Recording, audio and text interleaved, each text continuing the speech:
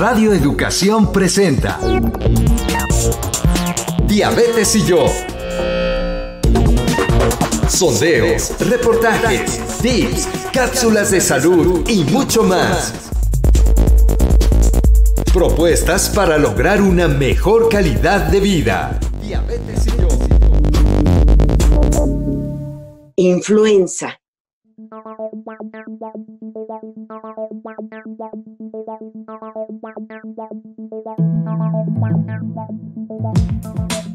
Amigas, amigos, bienvenidos a una emisión del programa Diabetes y yo, propuestas que puedan mejorar nuestra calidad de vida. Siempre nos da muchísimo gusto que nos reciban en los temas relevantes que escogemos para todos ustedes. Les saludamos Gisela Ayala y una servidora, María Eugenia Pulido.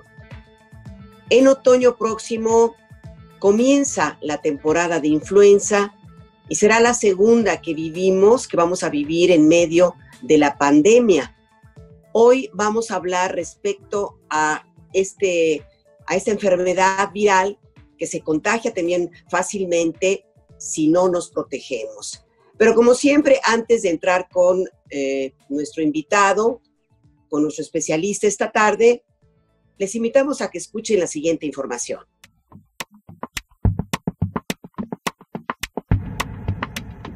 La influenza es una infección provocada por un virus que afecta principalmente a la nariz, la garganta, los bronquios y ocasionalmente los pulmones. La infección dura generalmente una semana y se caracteriza por la aparición súbita de fiebre alta, dolores musculares, dolor de cabeza, malestar general importante, tos seca, dolor de garganta, entre otros. El virus de la influenza se transmite con facilidad de una persona a otra a través de gotículas y pequeñas partículas expulsadas con la tos o los estornudos. La mayoría de los afectados de influenza se recuperan en 1 o 2 semanas sin necesidad de recibir tratamiento médico. Sin embargo, en niños pequeños, personas de edad y personas aquejadas de otras afecciones médicas graves, la infección puede conllevar graves complicaciones como neumonía e incluso la muerte. La influenza puede afectar a cualquier grupo de edad, aunque unos corren más riesgos que otros. Las personas con mayor riesgo de influenza grave o complicaciones son las embarazadas, los menores de 59 meses, los ancianos y los pacientes con enfermedades como las cardíacas, pulmonares, renales, metabólicas, del desarrollo neurológico, por citar algunas. La influenza tiene fácil propagación y se transmite rápidamente en entornos como las escuelas y las residencias de ancianos. Al toser o estornudar, las personas infectadas con influenza dispersan en el aire, a distancias de hasta 1 metro, gotículas con virus infectando a las personas cercanas que respiran esas gotículas. El virus de la influenza también puede transmitirse por las manos contaminadas. Para prevenir la transmisión, hay que lavarse las manos frecuentemente y cubrirse la boca y la nariz con un pañuelo al toser. Quédese con nosotros para escuchar la entrevista que preparamos para usted.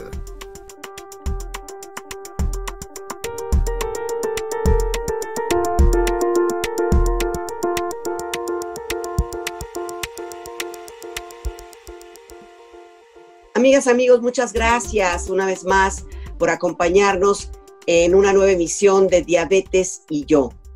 La influenza y el COVID, la COVID-19 son 2 enfermedades respiratorias contagiosas, pero son causadas por virus distintos.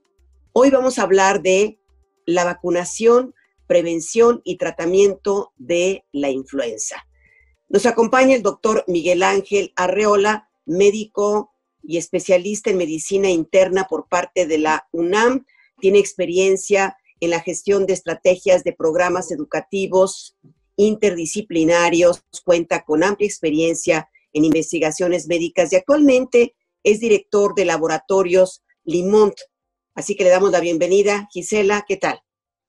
Gracias, Maru. Buenas tardes. Buenas tardes al doctor Miguel Ángel Arreola. Efectivamente, él es director de Laboratorios Limont. Y doctor, para empezar la entrevista, nos gustaría preguntarle pues eso que ya adelantaba Maru, ¿cuándo inicia la temporada de influenza y por qué hoy más que nunca es determinante cuidarnos para no contagiarnos de influenza? Gracias, doctor. Muchas gracias a todos y saludos a todo el auditorio que los acompaña habitualmente en el programa. Muchas gracias por la invitación. Me siento honrado de verdad de poder compartir con ustedes alguna información que pueda ser de utilidad. La temporada de influenza abarca desde el 1 de octubre hasta el 31 de mayo de cada año. Quiere decir, por ejemplo, la temporada va a empezar el 1 de octubre y va a acabar en mayo de 2022, esta próxima temporada que se aproxima. Ahorita toda la atención, tanto de salud como de la población en general, está enfocada en nuestra actual pandemia, ¿no? Que todavía no termina y que seguimos luchando contra ella, sociedad y en general, ¿no? Entonces, sí hay que protegernos de enfermedades respiratorias. Actualmente toda la atención está centrada en SARS-CoV-2 o COVID-19, como la conocemos la mayoría. Pero la influenza, sigue vigente, o sea, es una enfermedad que se puede presentar de cualquier manera. La forma de transmisión y cómo aparece los síntomas de las personas son muy parecidos unos de otros. En la gravedad o el porcentaje de pacientes que se ponen graves con SARS-CoV-2 ha sido escandalosamente mayor que con influenza. La influenza es más de niños, habitualmente. También les da a los adultos, desde luego, pero les da más a niños y vimos que SARS-CoV-2 se comportó exactamente al revés. Le da al adulto y al adulto mayor más que a los niños. Sin embargo, hay que protegerse de las dos enfermedades prácticamente con las mismas medidas. Mucha higiene, la sana distancia, la higiene de las manos muy importante, el estornudo de etiqueta, en fin, y protegernos del frío y de los cambios de temperatura, porque eso es lo que muchas veces provoca que los virus, que podemos estar en contacto con ellos, se reproduzcan más rápido en nuestro cuerpo y produzcan infección.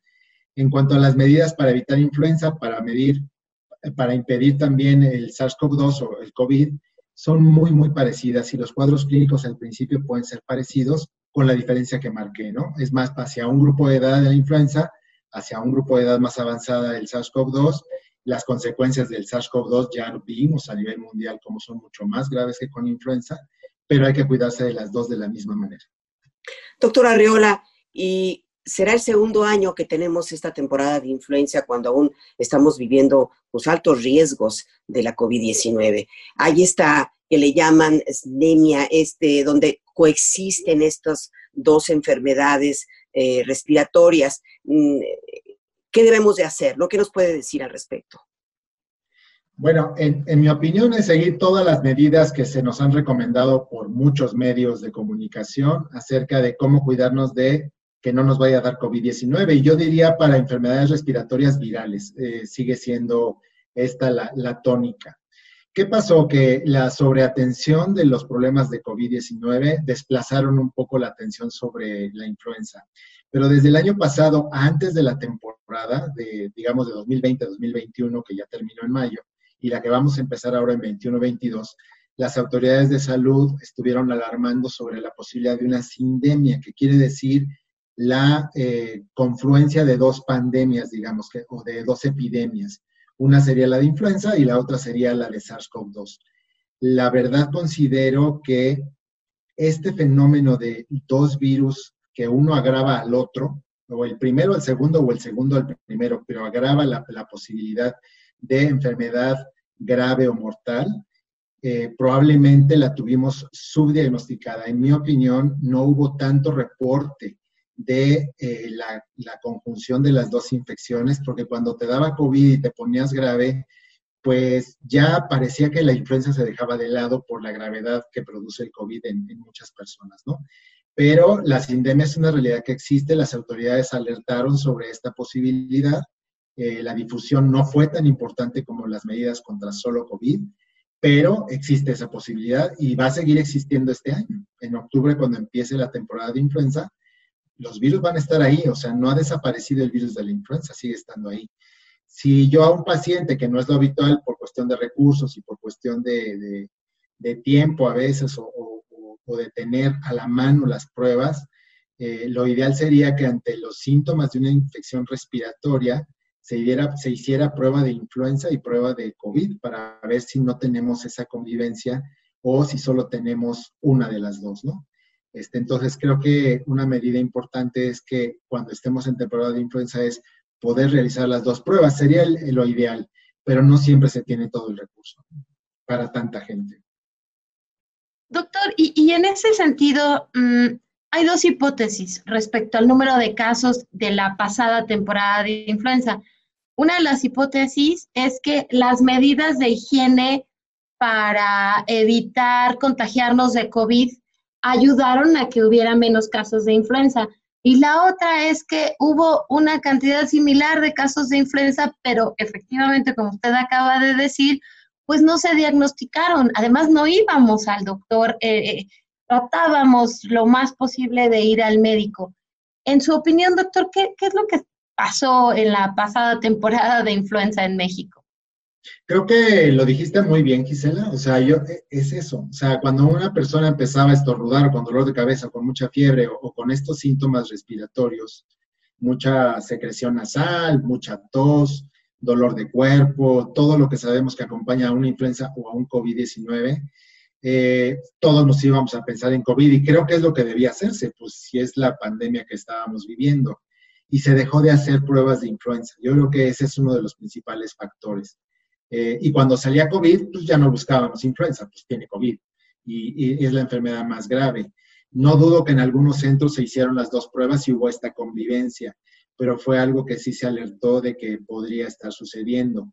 También se sabe que el poder contagiarse de influenza cuando tienes COVID te agrava mucho la enfermedad. Entonces vimos la cantidad y la mortalidad cómo fue creciendo hacia finales del año pasado, principios de este año, donde la cifra de defunciones desgraciadamente fue bastante elevada. ¿Cuántos de esos casos podrían haber sido por sindemia?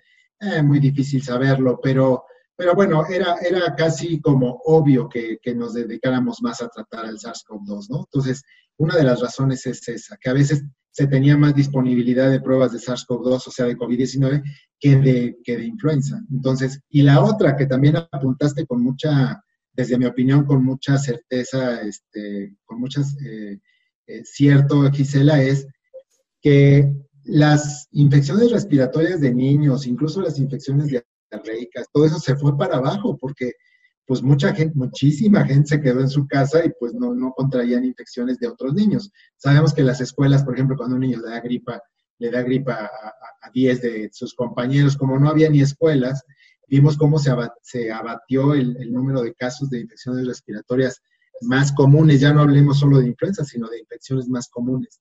Entonces, creo que sí, el protegernos contra COVID nos protegió contra muchas cosas más.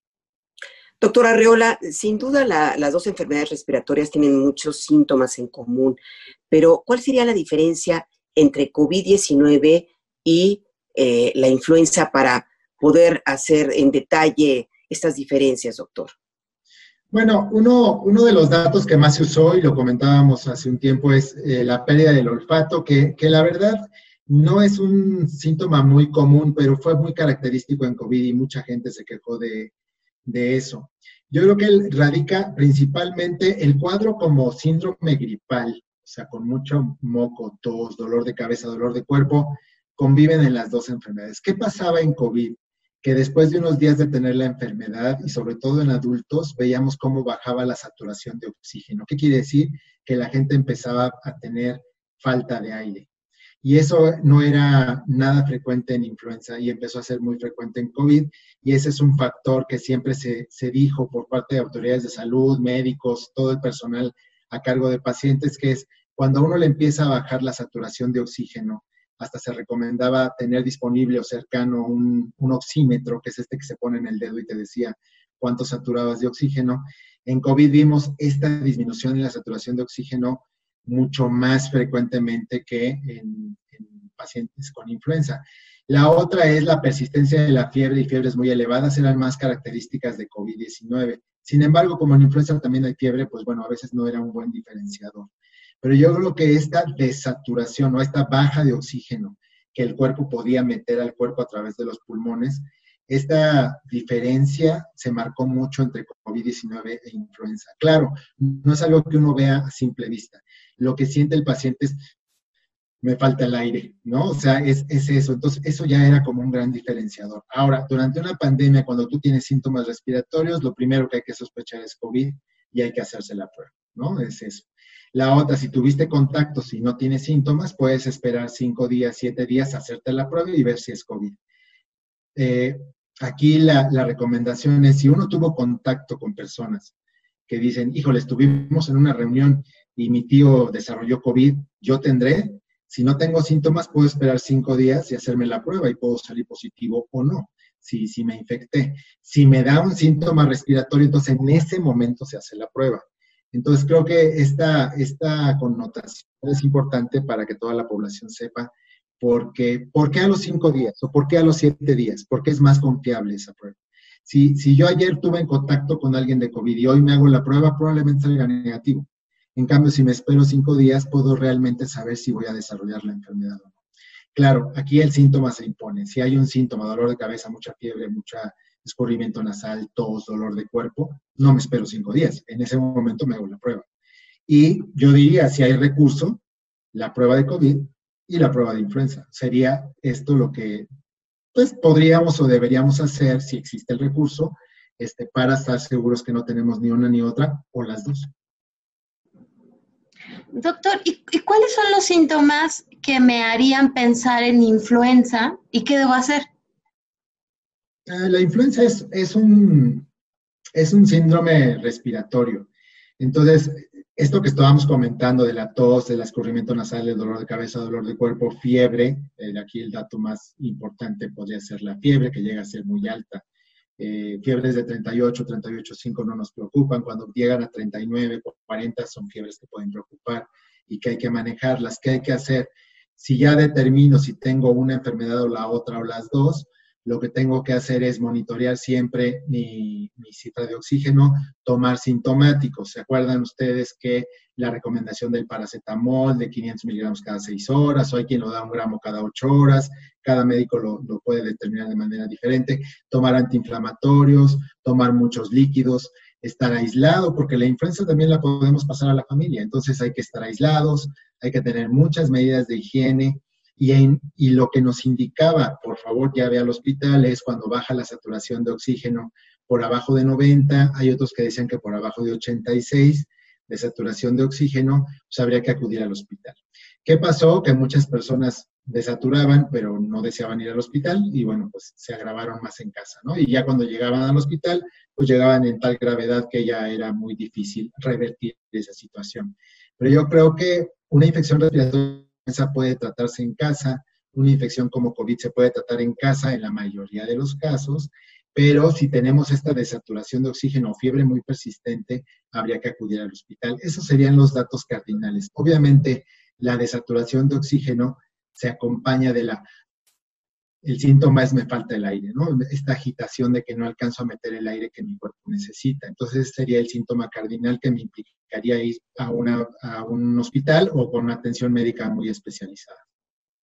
Doctor, pues es preocupante. Ya mencionó usted que podemos tener las dos infecciones, o sea, al mismo tiempo, o sea, COVID y además influenza. Esto me imagino que agrava muchísimo pues el diagnóstico. ¿Qué se debe hacer entonces? No sé si entendí bien. ¿La falta de oxígeno es más en la COVID que en la influenza? Entonces, sí, es como una prueba casi irrefutable de que tenemos COVID, que hay que hacerse la prueba de todas maneras. Si lo decimos con un poco más de precisión, es cuando ya no puedes meter el oxígeno que necesitas o te baja la saturación de oxígeno que estamos comentando, habla de una infección respiratoria grave, porque está afectando pulmón, que es donde se hace el intercambio de gases, ¿no? Donde podemos meter el oxígeno, que es un gas, y sacar el CO2, que es otro gas, que así funcionamos. Metemos oxígeno, sacamos CO2. Pero cuando una infección respiratoria es grave, la saturación baja. Ya sea COVID, ya sea otro virus, ya sea una bacteria, ya sea cualquier causa. Hay muchas causas que pueden bajar la saturación. Ahora, en el contexto de la pandemia, cuando uno tiene esta alteración, lo más seguro es que se trate de COVID, pero puede ser por otra causa. Ahora, ¿se pueden tener las dos? Sí, una agrava la otra. O sea, en este caso, por ejemplo, si se tiene COVID con influenza, la influenza junto con COVID van a crear más inflamación de los pulmones. Y esta inflamación es la que no te deja respirar. Te da una neumonía de los dos pulmones y entonces no te deja respirar. Esas neumonías virales son muy, muy graves, por eso es que la gente iba al hospital, se intubaban, se les daba apoyo con oxígeno o llegaban a la intubación y muchos de ellos no se salvaron, ¿no? Entonces, ¿por qué? Pues porque la infección es agravada de un virus por el otro. Ahora, COVID nos demostró que solito puede causar ese nivel de gravedad, ¿eh? No necesitas la influenza. Pero sí también sabemos que un COVID agravado con influenza evoluciona de esa manera, hacia la gravedad. Entonces yo les decía de los dos datos cardinales para decir esto ya no puedo tratarlo en casa, que es cuando la saturación de oxígeno empieza a bajar. Ahí es cuando hay que correr al hospital para recibir atención más especializada y más integral, o sea, con el oxígeno, con los antivirales que están aprobados, con antiinflamatorios muy especializados que están aprobados, para ser manejados en COVID. Muy bien, muchas gracias, doctor Miguel Ángel Arreola. Vamos a seguir con esta plática muy interesante con el doctor médico Arreola, que él es especialista también en endocrinología y medicina interna. Pero, ¿qué les parece si vamos a una cápsula? Ya en varias ocasiones hemos tenido yoga, ejercicios muy importantes que también los podemos hacer desde casa. Así que vamos con una probadita de yoga en el siguiente minuto y volvemos con nuestro invitado del día de hoy.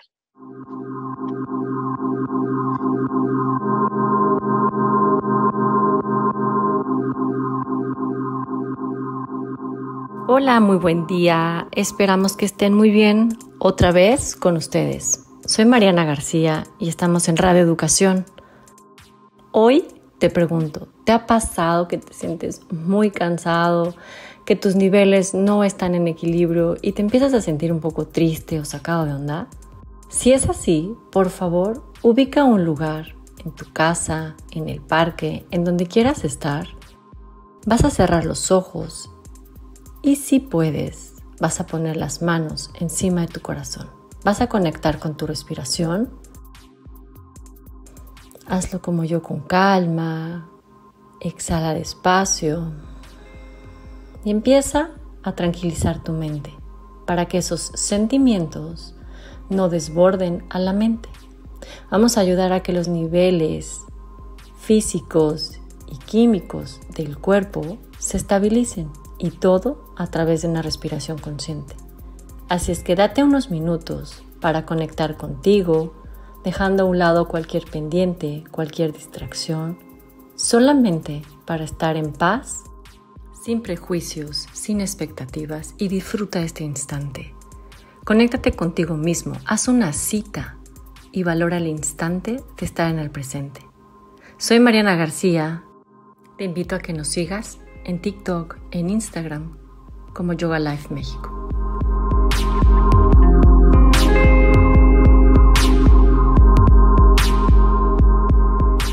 Continuamos esta tarde hablando con un especialista en influenza, el médico internista, el doctor Miguel Ángel Arreola.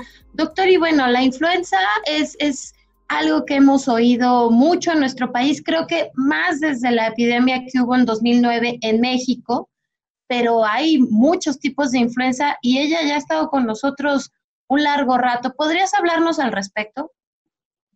Sí, mira, lo que le llamamos ahora nosotros influenza, que de hecho viene de la palabra influencia, o sea, realmente venía a tener una influencia muy importante en los esquemas de salud del mundo. Esta influenza ha tenido diferentes nombres en diferentes regiones del mundo. ¿Se acuerdan de la gripe aviar o de la gripe de Medio Oriente? Son formas de influenza. Aquí en América nos dio la influenza H1N1, que fue la que cobró muchas vidas en el 2009, 2010. ¿Se acuerdan de esa pandemia? Lo que pasó fue que ya contábamos con un medicamento que era un antiviral, que se descubrió que para influenza tenía una actividad muy específica ante una región del virus, que son unas proteínas que se llaman neuraminidasas y que ahí actúa el medicamento y destroza el virus. Entonces teníamos un tratamiento específico que a lo mejor ya lo teníamos, no sabíamos que servía tanto para influenza. Cuando vino la pandemia se empezó a usar para influenza y la gente se empezó a curar, digamos, ¿no? Entonces, la influenza viene con diferentes nombres a nivel mundial desde tal vez la mitad del siglo pasado, ¿no? Entonces ahí vienen estas epidemias o pandemias, pero más localizadas en Asia, Medio Oriente y después en Norteamérica, ¿no? Que también llegó para acá. Y hemos siempre tratado de combatirlas, tener vacunas para esto. De la variabilidad del virus, nosotros tenemos una variable muy identificada que cualquier persona sabe, que es la H1N1, que daba una connotación de gravedad respiratoria. Y la otra variante, por ejemplo, en México, muy frecuente, es la HN2N3. Entonces, esa es la otra variante. Entonces, ¿qué pasa? Que el virus, conforme va infectando gente y nos vamos transmitiendo el virus unos con otros, el virus muta, o sea, cambia un poco su conformación. Y estas mutaciones, que ahora estamos viendo con COVID también, estas mutaciones le dan alguna característica diferente al virus. Produce más un síntoma que otro o produce una gravedad más que el otro. Son variantes del mismo virus. Esto explicará, y más adelante si quieren comentamos, por qué las vacunas de la influenza cambian cada año.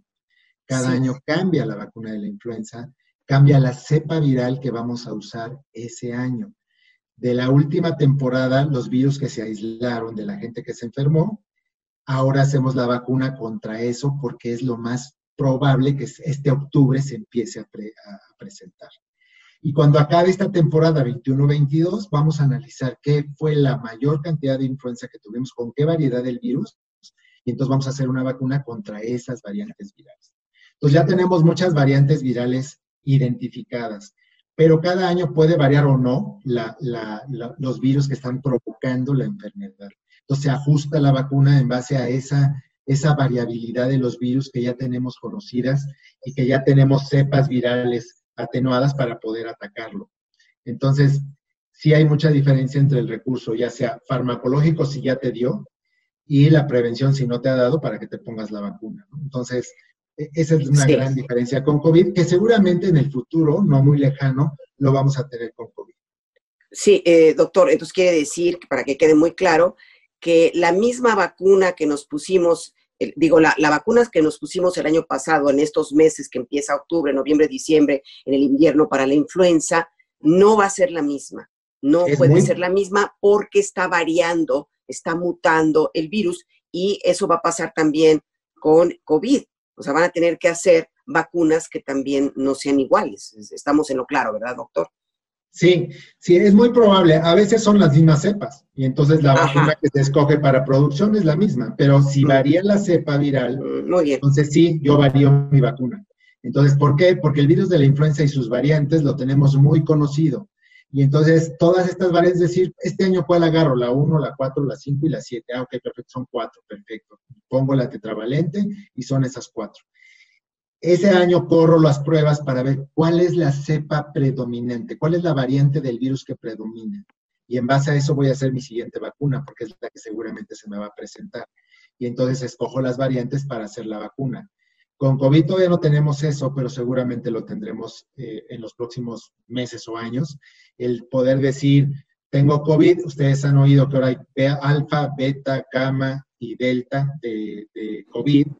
Y bueno, se está viendo que las vacunas nos protegen contra esas cepas. Sin embargo, la vacuna también, en base a mucha investigación, mucho esfuerzo, mucho dinero invertido y mucho conocimiento, vamos a poder seguramente tener variantes de la vacuna contra COVID.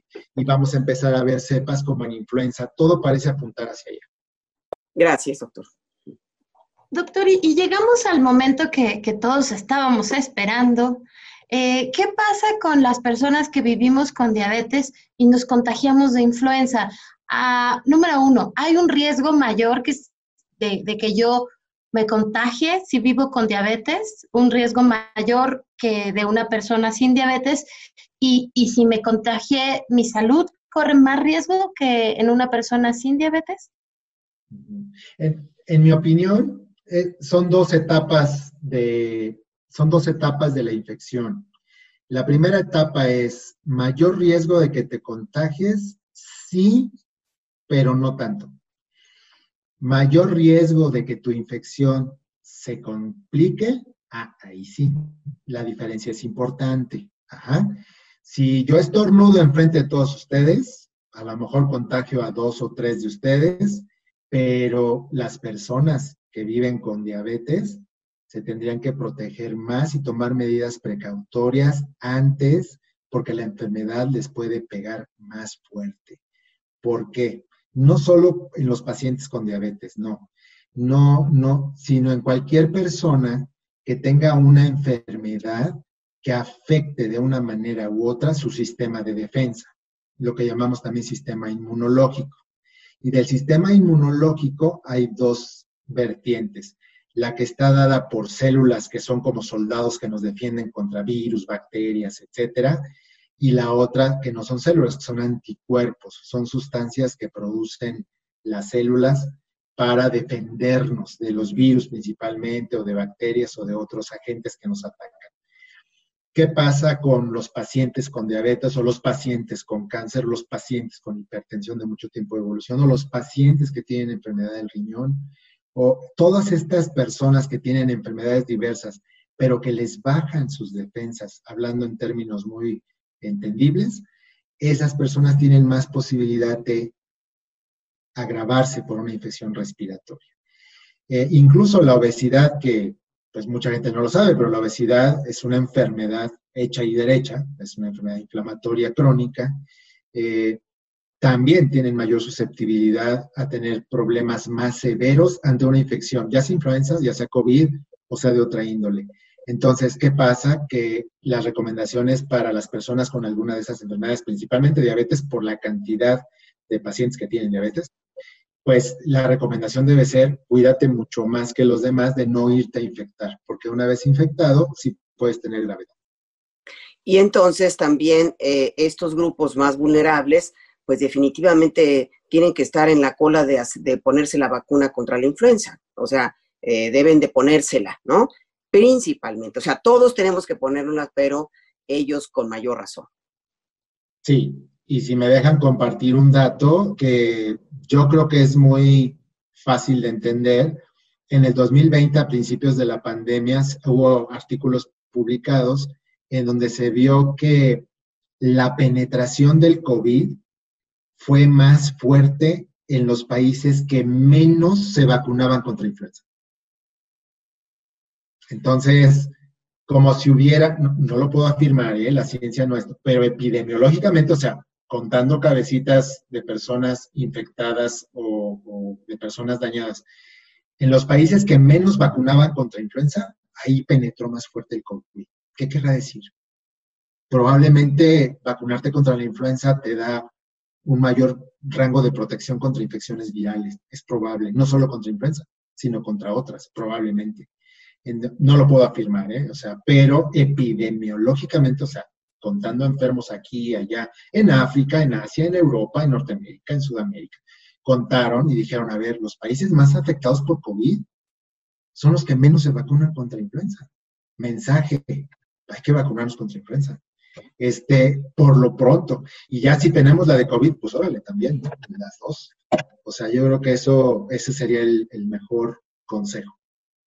Claro, y siguiendo en esta línea de recomendaciones, doctor, ¿qué pasa si nos da influenza? Porque puede ocurrir. Hay hablabas de las complicaciones, doctor Arreola, hace un momento, pero cuando una persona que vive con diabetes tipo 1, con diabetes tipo 2, nos enfermamos de alguna infección respiratoria, tenemos infecciones, los niveles de azúcar en la sangre tienden a subir justamente por una respuesta lógica a la infección. ¿Cuáles son las recomendaciones para quienes nos están escuchando? Si te contagias de influenza, ¿qué tienes que hacer? Yo, idealmente, es acudir al médico. O sea, tu médico de cabecera, tu médico familiar, tu médico de la clínica, el que tú veas. Mucha gente dice, es que yo no tengo médico. No, consigue uno. O sea, ve a la clínica, consigue uno. Siempre va a ser el consejo de un médico mejor. Lo que va a hacer el médico es tratar de corroborar si es influenza. Y si es influenza, A o B, sobre todo la A, que es la más grave, la B es menos agresiva, Si tienes influenza A, te va a dar un tratamiento específico contra influenza A, que estábamos hablando del famoso Tamiflu, que eso es el Tamivir. Entonces, te va a dar el tratamiento pleno, porque hay un tratamiento que puede ser profiláctico y hay un tratamiento que es pleno para una infección ya documentada. Si tienes influenza, te va a dar el tratamiento específico, te va a dar recomendaciones para que tengas cuidados en casa y una vez terminado tu tratamiento, lo más seguro es que salgas adelante de la infección. En el caso de influenza, como les comentaba hace un rato, la situación es menos difícil porque tenemos un tratamiento específico contra influenza. Contra COVID no lo tenemos. Tenemos un antiviral que está aprobado para tratar COVID, pero que realmente no es específico para COVID. Entonces, esa es la gran ventaja en la influenza. Entonces, una persona que vive con diabetes o con alguna enfermedad debilitante que le da influenza, lo mejor es que vaya al médico, le dé las dosis correctas por el tiempo correcto que debe tomar oseltamivir y pueda combatir esa infección sin mayor complicación. Hay gente que, a pesar de que tiene o que vive con diabetes o con alguna otra afección crónica como es esta, prefiere no ir al médico y tratarse en su casa. Ahí siempre nos va a quedar la duda de si va a salir adelante o no. Claro, los pacientes experimentan que, bueno, muchos salen adelante, como dicen a veces, ¿no? Sin o a pesar del médico, ¿no? Salen adelante. Que bueno, pero la forma más segura de hacerlo es, tengo sospecha de que me dio influenza, estuve en contacto con alguien con influenza, voy a mi médico, me puede recomendar un tratamiento profiláctico, aunque yo no tenga influenza, pero estuve en contacto, y si estoy en riesgo, mejor me tomo el medicamento que el médico me va a decir como preventivo. O, si ya tengo la influenza y mi prueba sale positiva, pues entonces me va a dar el tratamiento pleno para tratar la enfermedad. Entonces, esa es la manera más digamos, sencilla y razonable de tratarse una influenza, sobre todo cuando se padece diabetes.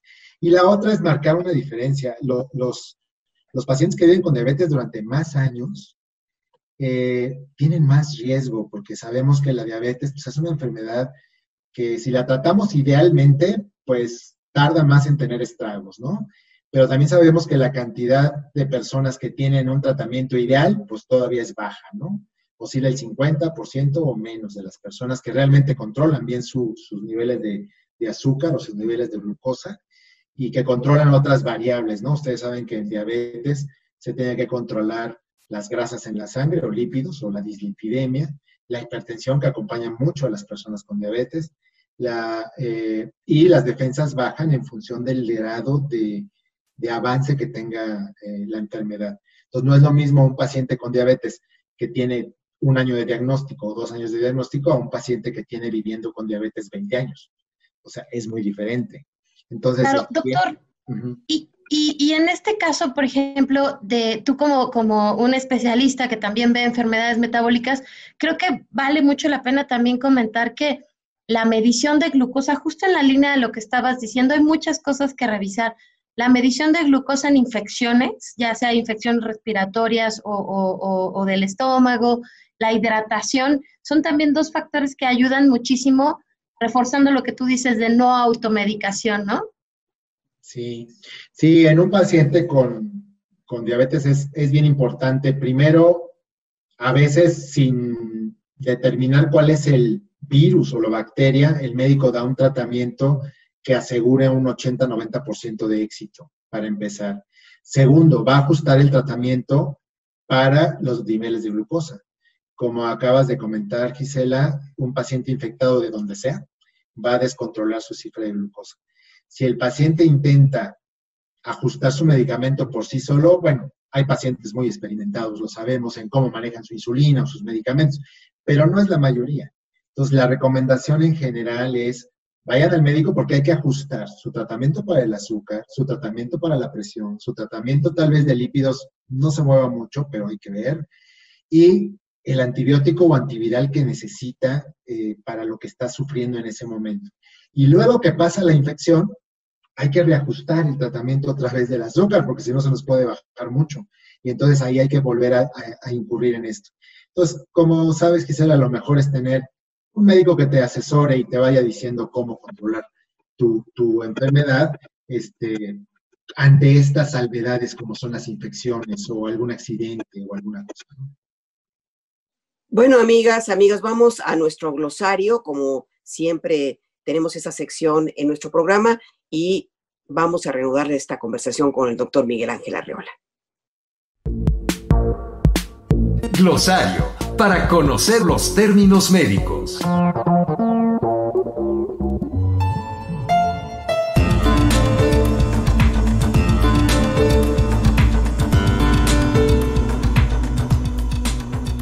Sindemia.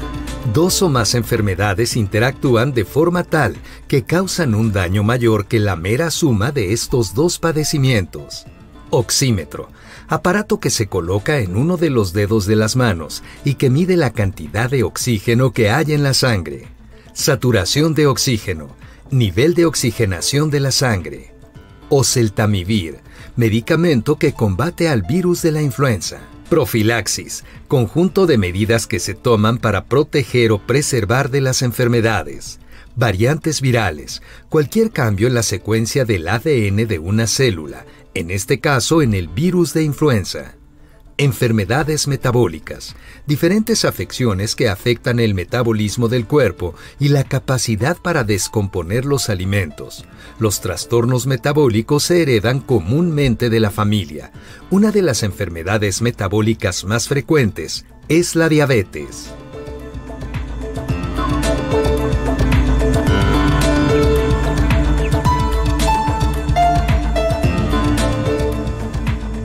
Doctor, nos estaba mencionando un medicamento que es el que más se utiliza para la influenza. ¿Le quiere volver a repetir el nombre? ¿Y qué otros medicamentos hay para la influenza, hablando de tratamientos? Y también si este medicamento se puede dar a los niños o hay versión para los niños. Sí, es una excelente pregunta. Gracias, María Eugenia. Sí, el medicamento es oseltamivir. Es el de más arraigo y de más difusión y expansión entre la comunidad médica y los que tratamos pacientes con influenza, ya sea que tengan o que convivan con otra enfermedad o no lo convivan con otra enfermedad. Es el oseltamivir. Ahora, ¿hay otros medicamentos para influenza? Sí, hay uno que se llama Zanamivir, pero que no tiene mucha difusión en México y de hecho a veces no está disponible. Y en Estados Unidos están desarrollando ya otro medicamento contra influenza, del cual yo espero que en no mucho tiempo tengamos noticia en México, porque también podría representar otra oportunidad de recuperar la salud en pacientes que tienen influenza. Ahora, en cuanto a niños, sí, el oseltamivir tiene presentaciones en suspensión para niños desde las 2 semanas, 4 semanas de vida.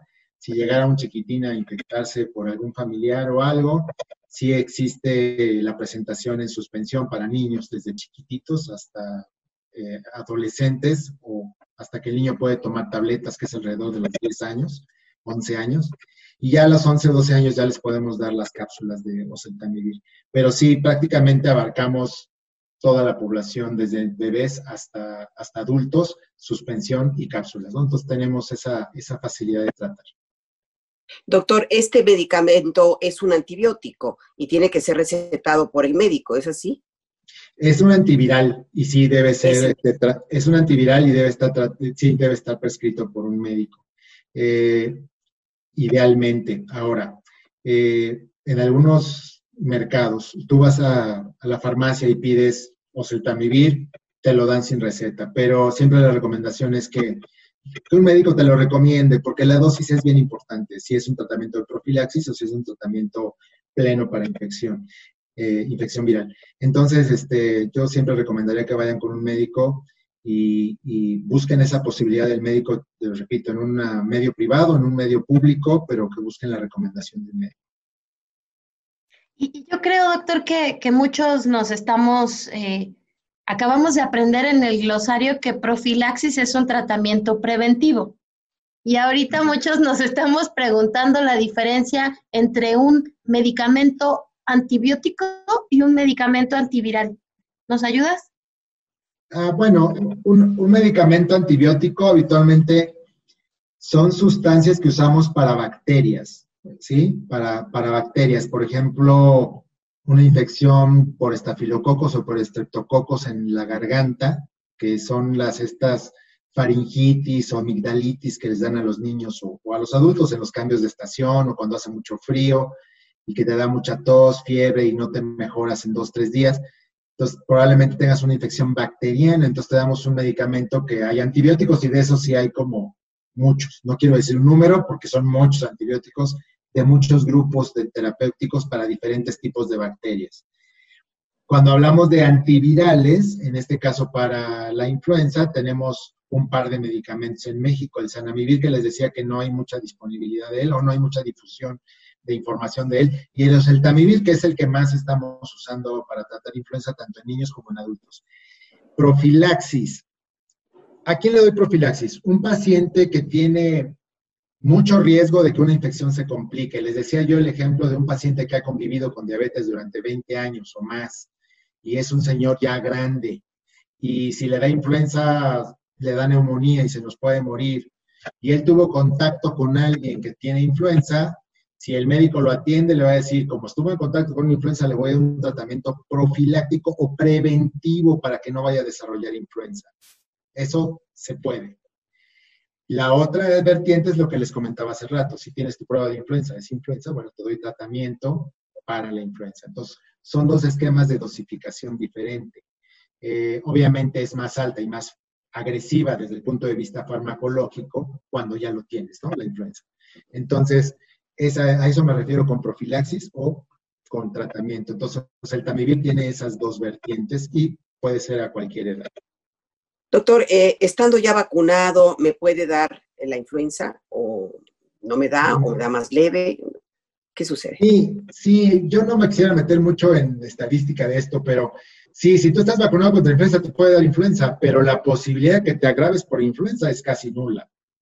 O sea, te puede dar influenza, pero te va a dar gripa y nada más. Y yo te puedo hacer la prueba y decir, tiene influenza. Oye, pero me acabo de vacunar hace 2 meses, ¿no? Sí, pero nada más te dio gripa. O sea, no te va a dar neumonía, ni te vas a poner grave, ni te vas a morir. ¿A qué me refería con no me quiero meter en estadística? De las influencias que se han visto después de 2009, hay una revisión 2012 que es de los que les diagnosticaron influenza, solamente el 10% estaban vacunados.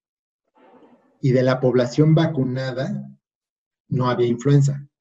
Entonces, ¿qué quiere decir? Que aunque estés vacunado, hay una pequeña posibilidad de que te pueda dar influenza, pero no va a ser grave, ni te va a llevar a un hospital, ni vas a tener en riesgo tu vida. Eso es lo que las vacunas hacen principalmente. Ajá. No te garantizan el bienestar y que no te va a dar esa infección y que no. Lo que te garantizan es que los cuadros van a ser menos graves, no vas a ir a dar al hospital y la posibilidad de que pudieras fallecer es prácticamente nula. Lo vemos ahora con COVID. Claro que hay vacunados ya con sus 2 dosis de COVID cuando la vacuna es de 2 dosis o con su dosis cuando es de 1 dosis y aún así les puede dar COVID, pero son gente que ya no va a caer al hospital, que ya no están graves, que se pueden tratar en casa, etcétera. ¿Por qué? Pues porque la defensa que provoca el ponerte una vacuna, pues te defiende mejor contra un virus, ¿no? Entonces, es eso.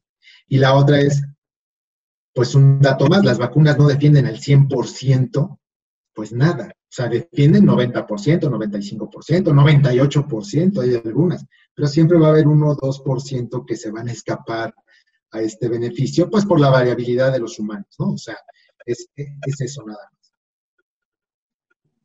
Doctor, hay muchísimo que aprender de influenza. ¿Nos podrías compartir tus datos de contacto para que mantengamos la comunicación, por favor? Sí, claro que sí. Mira, mi correo personal se los voy a dictar, es M de Miguel, A de Ángel, A de Arreola, P de Pedro, mi apellido es Pereira, pero bueno, les digo P de Pedro, 670302 @gmail.com. Muy bien, doctor.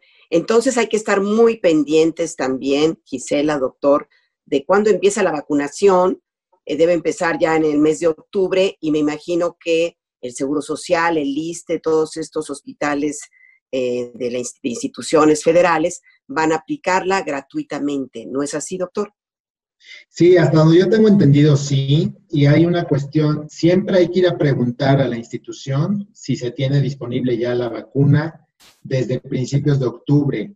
entre más gente vaya a preguntar si ya está la vacuna, lo más seguro es que le pueda ser provista a esos centros de salud la vacuna.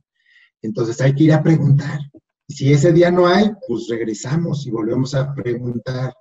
Porque el hecho de estar preguntando, dicen, uy, están preguntando mucho, pero hay que traer las vacunas, ¿no? Entonces, entiendo que la prioridad nacional y mundial ahorita es tener vacunas de COVID. Todo el mundo lo hemos vivido y lo hemos visto. Pero también sería muy importante tener vacuna de influenza.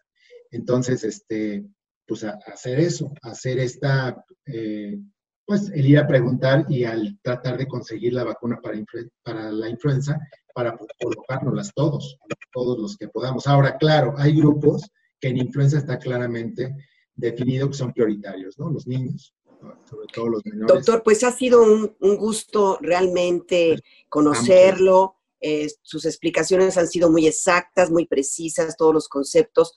De veras, doctor, muchas gracias y ojalá que nos acompañe en otro programa. Como ya le explicó Oscar, pues ya tenemos casi, si no más de 10 años al aire y seguiremos con los temas no solamente de diabetes, sino todo lo que conlleva la salud de todas y de todos. Muchas gracias al doctor por su presencia, el doctor Miguel Ángel Arreola, médico especialista en medicina interna por la UNAM y director de Laboratorios Leomont. Muchas gracias por acompañarnos, doctor, de veras.